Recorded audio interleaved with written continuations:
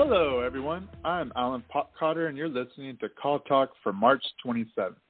Today's topic is getting really good at WFH and hybrid work. If you're listening live, we invite you to be part of the show and ask questions. Here's how you do it. You can email me at calltalk@benchmarkportal.com. I want to remind everyone that all of our shows are archived and available to listen to at any time of the day at benchmarkportal.com. And now with that, I would like to introduce the host of the show, Bruce Belfiore.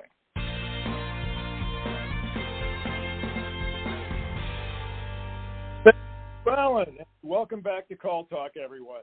You know, I recall when the idea of working from home, or WFH, was really anathema to most companies. Only regional salespeople were given the privilege so that they could visit their customers more easily. And in their case, their dedication to the job and productivity had to be proven on a quarterly basis through their sales figures. Everyone else had to come into the office. We at Benchmark Portal started experimenting with work from home well over a decade ago when two of our employees needed to move from California for family reasons. But they told me they loved working with us and asked if they could work from Maine and Utah, respectively. So this was really, pretty radical for us at the time. And I said yes, and it worked really well. And that led to the virtualization of our company over time, with the last nail in the coffin really dealt by COVID, at which point we became and have remained fully home-based. And it's worked well, but we see many contact center managers still talking to us about how they're working their way through work from home and hybrid workforce management. So we've brought an expert on this topic for you for Call Talk, Michele Rowan, who's the president of WFH Alliance. So welcome to the show, Michele. Thank you. I'm so happy to be here. Okay, great. Well, for the listeners who may not be familiar with Michele, let me tell you a little bit about her, because she's the president of Work From Home Alliance and has spent the last 13 years exclusively helping companies design and continuously improve their remote working programs. And through gap analysis of workflows, business processes, et cetera, she helps companies achieve best-in-class work from home and hybrid operating status. So she also facilitates conferences and workshops, bring together leaders to share insights and experiences. Prior to establishing her own consulting business in 2011, Michele spent 12 years with Hilton Hotels as Global VP of Reservations and Performance Management. So it's really good to have you on the show. And one of the things that I loved about our interaction on this ahead of the show, Michele, was that rather than talk endlessly about the problems of work from home and hybrid, I know that you're focused on solutions, which is really why our listeners listen to this program. So it's perfect. So let's get right into it. How are companies today getting really good at work from home these days? What are the tips that you can offer about focus for leaders can be useful for our listeners? Yeah, I wanted to thank you for that introduction. And I wanted to start with, like you said, talking about the focus that leaders have right now in terms of work from home and hybrid work.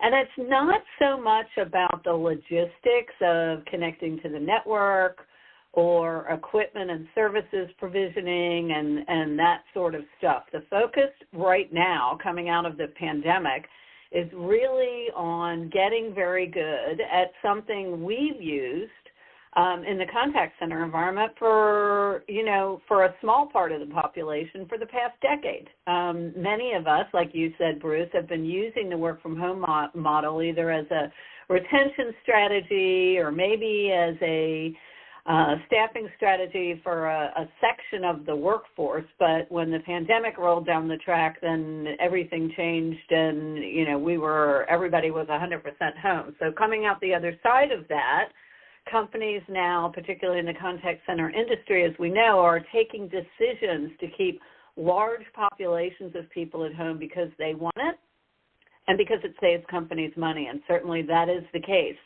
in the contact center environment. So the focus now is, again, not so much on the logistics. We figured all of that out completely during the pandemic. Now it's around how do we get really good at supporting people and inspiring them and exciting them and achieving similar results or better results when there's large populations of people that are going to remain distributed as opposed to co-located. And that is presenting kind of a different set of, of optimizations that companies are going through right now. So that's what I'm saying. It's really interesting. The shift is much more now on the soft support as opposed to the technical logistics. Companies have pretty much figured that out, and there are so many solutions out there that will suit every organization one way or the other. It's really the soft stuff, which takes a lot of thinking, a lot of input from the reps themselves, and a lot of rework of workflows and guidelines and policies and even investment in some different technologies. So that's what I'm seeing in terms of the shift in the focus. Interesting. Okay. There's actually a couple things in there that I wanted to unpack that come to mind. One is the fact that we did surveys to go back from before COVID, and one of the things that we decided to do was to ask people how long they had to commute, right? Then what we did was we took the answers to that question, and basically it was within bands, like 0 to a half hour to 45 minutes, et cetera, or under half an hour, et cetera. And there was also a category for 0, for people who were working from home, which at the time were the minority of people. And so what was interesting is that the shorter the commute, when we correlated this with, when we crossed it with satisfaction, agent satisfaction, there was a clear correlation between the shorter commutes and higher agent satisfaction. Interesting. And in fact, the people who were most satisfied were the ones who were working from home. So, that was just a very interesting result. At the time, there was probably something to be said for the fact that, generally speaking, the best agents were the ones who were given an opportunity to work from home, right? You kind of had to prove yourself in the office, and then you'd go. But still, it was striking to us, because we hadn't expected it, that these at-home agents ended up also being the happiest and most satisfied. And so that's an interesting thing. And second, when you talk about soft support, one of the things that I think our listeners are all very much into is how they have to instruct and help and train their agents in soft skills for dealing with customers, right? And in fact, we've just come out with a soft skills course for exactly that purpose. What you're talking about is something equally important, which is that the managers themselves have to have good soft skills in managing their agents and their at-home agents in particular. Anyway, I'll toss it back to you. Okay. Yeah, so let me go back and rewind and start with that first point that you made about your survey results. I'm not surprised by that, people, the happiest reps were those that were home-based. I mean, in the contact center environment, and that's what I want to just kind of focus on that for a second, because it's different from enterprise or corporate workers to a degree. But in the contact center environment, most of our reps are at the lower end of the pay scale. And with that, and with the pace of the work, which is pretty insane in the contact center environment, as you know, it's very, very hectic. If you think about it, you probably don't have any other colleagues or coworkers outside of a contact center environment that are handling back-to-back interactions all day long at an occupancy rate of 88 or 90% or whatever the number is these days that companies are targeting on. So between the pace of the work and the compensation level, working from home is very, very appealing for our primary demographics in the contact center environment. Our employees are not interested in commuting. They're not interested in buying office clothes. They're not interested in paying incremental costs for shoulder child care or other family care costs.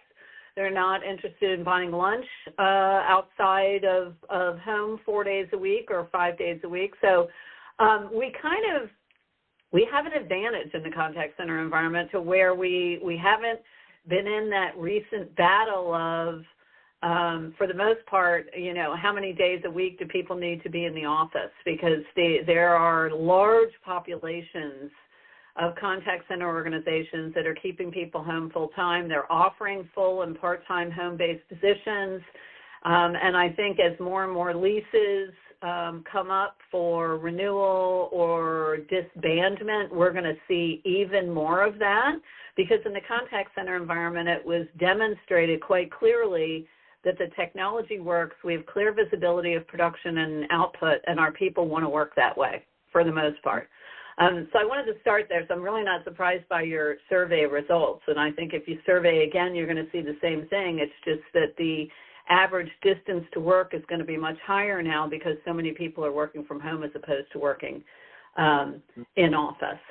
The best thing to be able to do to be able to hire and attract the largest talent pools that are most capable and qualified in the contact center environment is to offer options. So if you can offer, fully in-office positions for people that want that, that's terrific. It's probably a small percentage in the contact center industry, but there are people, some that would prefer to work full-time in office. Offering hybrid, great option for many. Offering fully home-based is the most popular option, and again, growing. But giving people choice so that they can make adjustments in their lives as needed is the best way to attract and retain the most qualified talent pool. So I think that's something to keep in mind. Even if we don't have fixed office space in a market, we can certainly procure some office space through Radius or some of the other pop-up offices if that's something that employees are interested in certain markets where you're hiring. So so the second comment you made was really interesting around soft support, because it is a big thing, and if you are reading much lately, you'll see that leadership development for remote and hybrid team members is lacking. On the enterprise and corporate side of the world and in the contact center space as well. There's a need for it. We can't just assume that our managers and leaders that were great or even just okay at leading co-located teams are going to be effective when people are distributed, because it's different. It's different tools. It's different skill sets. So there definitely needs to be leader development programs in place when you're managing large populations of people at home. Otherwise, you're just taking a big chance with people that you don't need to take, for people that aren't really prepared. Yeah, no, very, very good points. And if we could dive a little bit more into what those different tools and skill sets are, because one of the things that occurs to me is that even back in the day, when people would allow people to work from home, there was always a concern, will people have the self-discipline to do it right?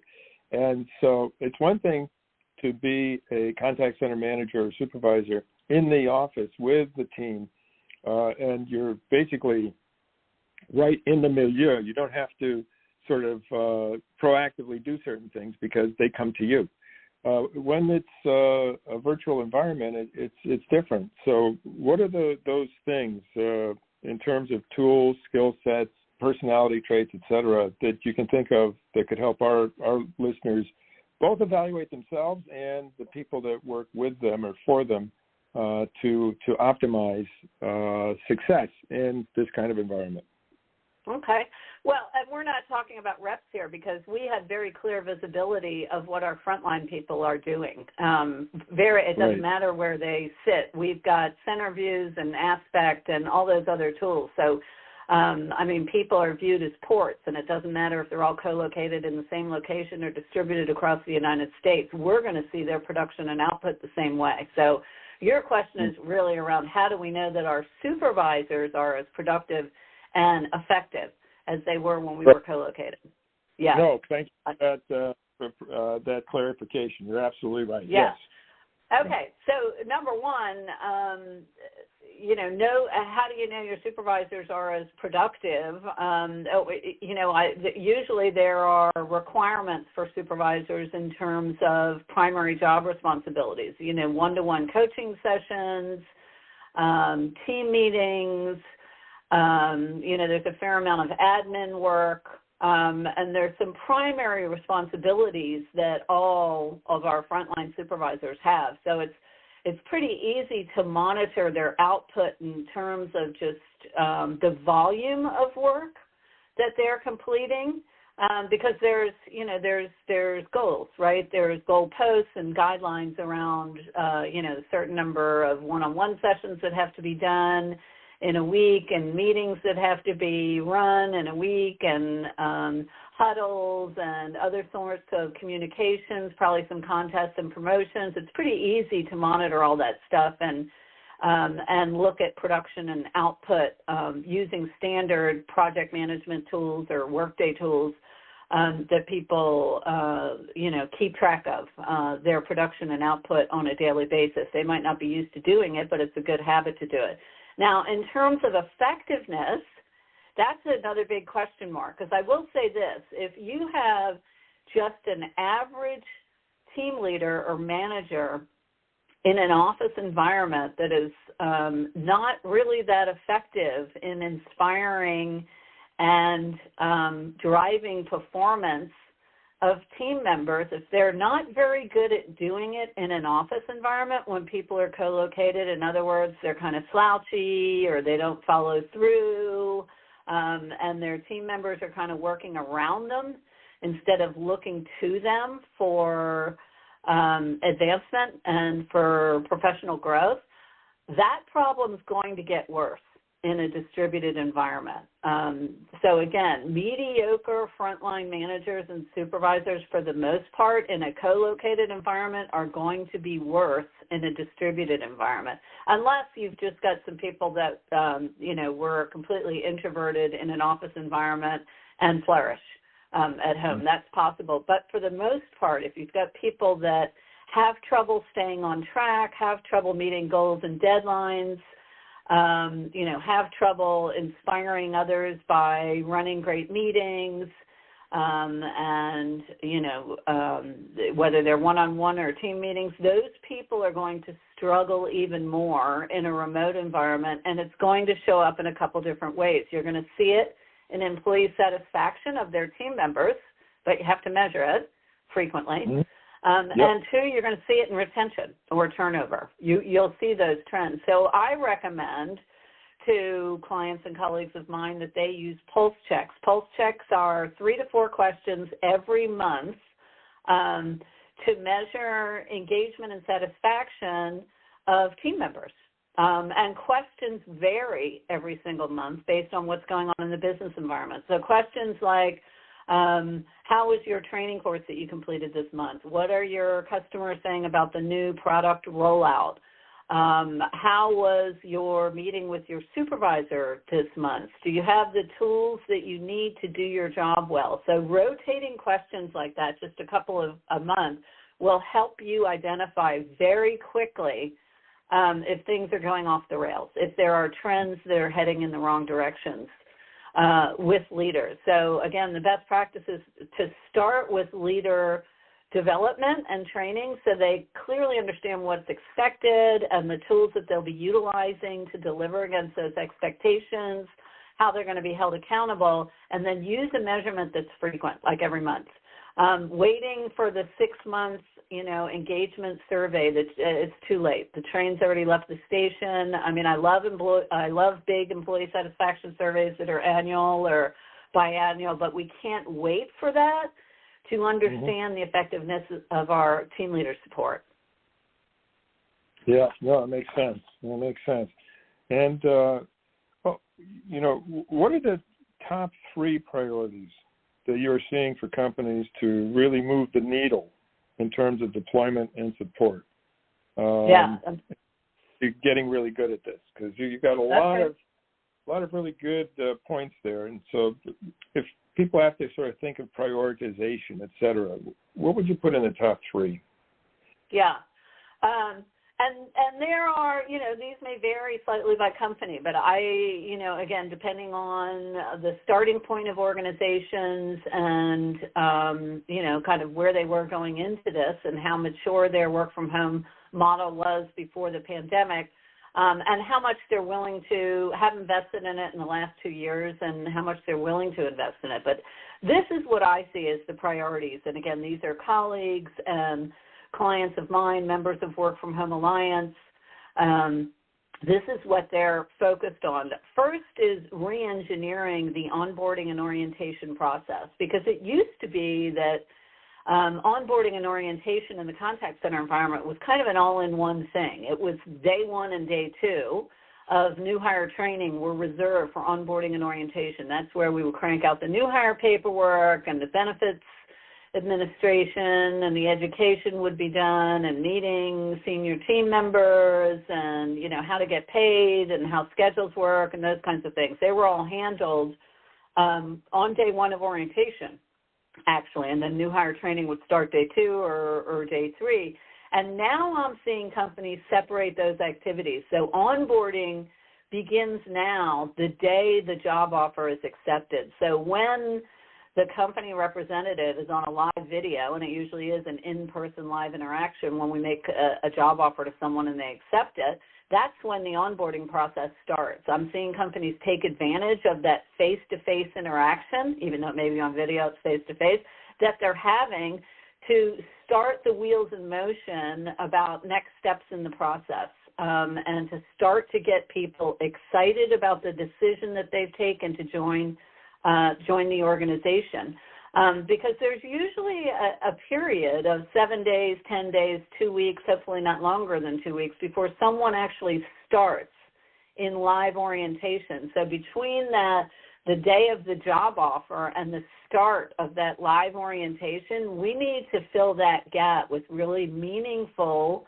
activities and learning for employees. And top of the list should be getting people excited and building the momentum about the decision that they've taken.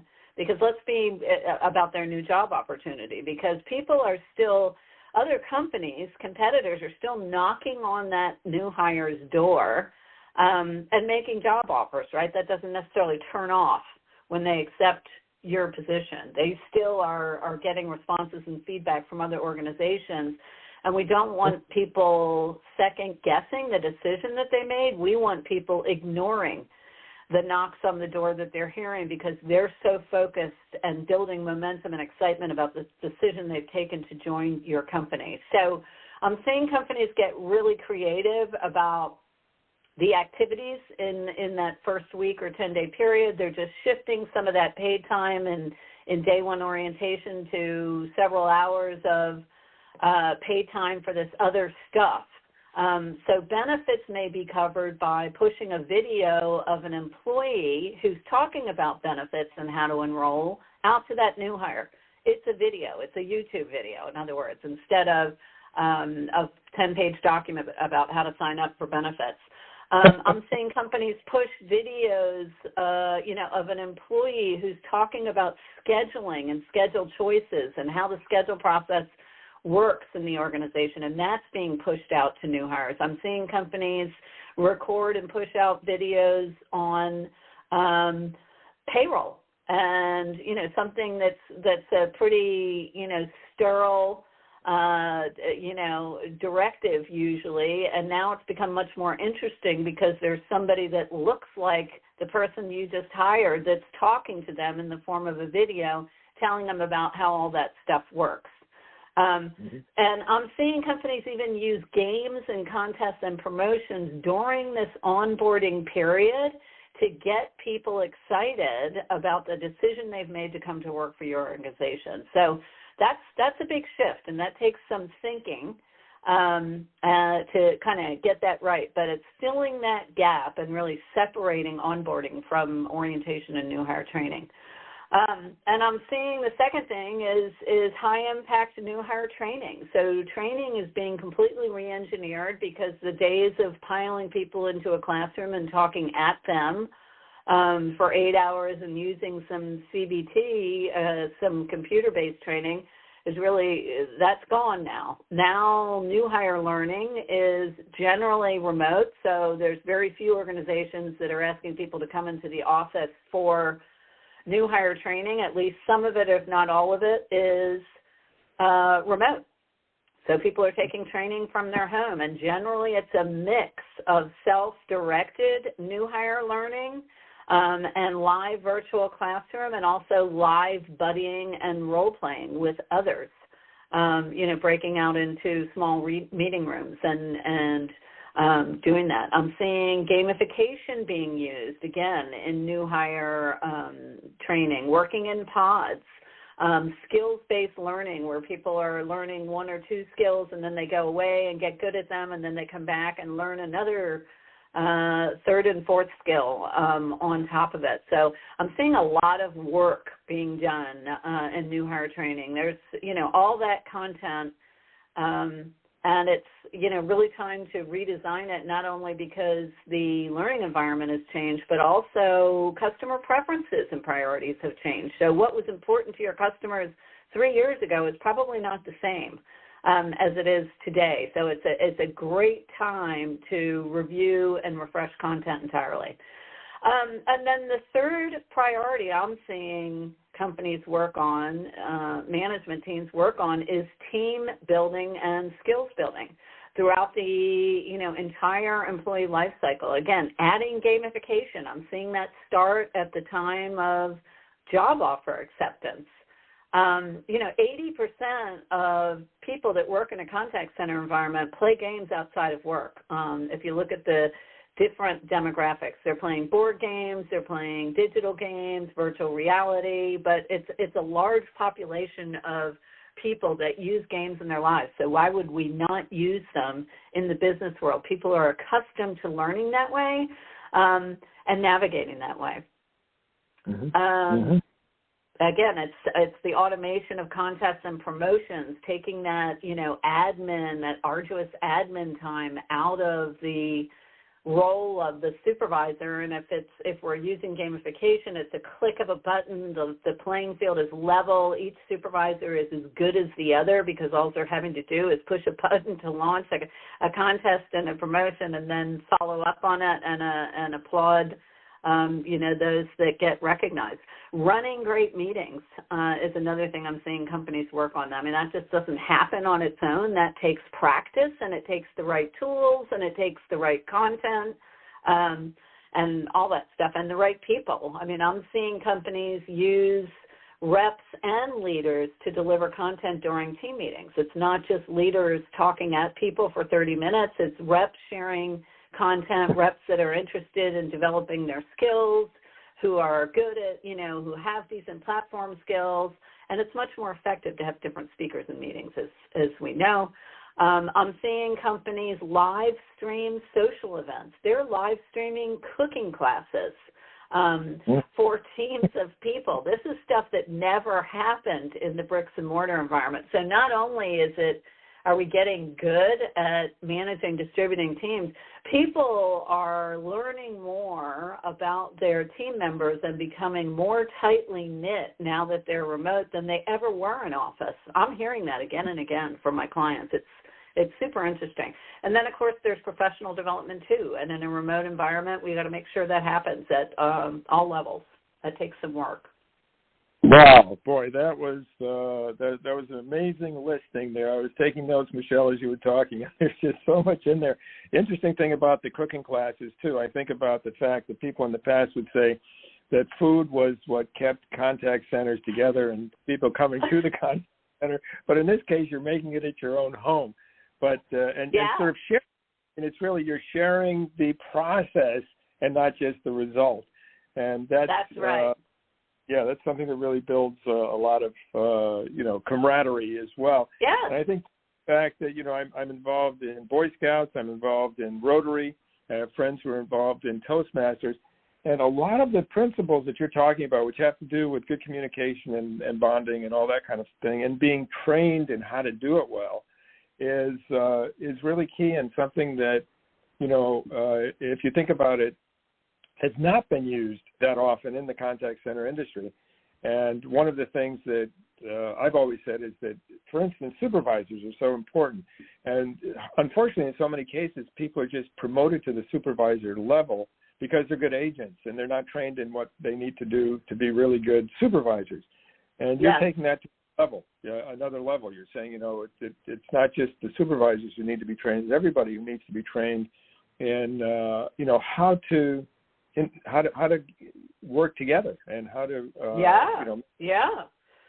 And it's really, if you think about it, it's really stuff we should have been doing a long time ago. The pandemic has prompted us now that so many people prefer to work in a distributed environment, it's mandating that we get good at this stuff. But we should have gotten good at it a long time ago anyway, because it'll make us much better workers and much better leaders.